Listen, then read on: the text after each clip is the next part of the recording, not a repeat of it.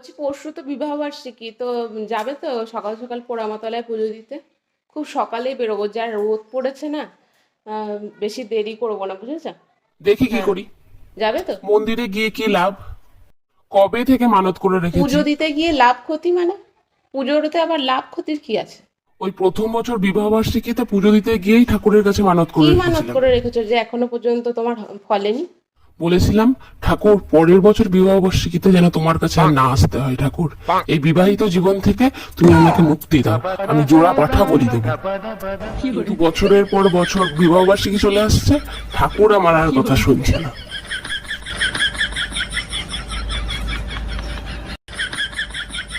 Office থেকে এসে না ওই জিন্সের প্যান্ট, মোটা মোটা জিন্সের প্যান্ট আর জামাগুলো বাথরুমে ছেড়ে রেখে দেবো, কেচে দেবো ভালো করে, একদম সার্ফ এক্সেল দিয়ে দেবো একদম। ঠিক আছে?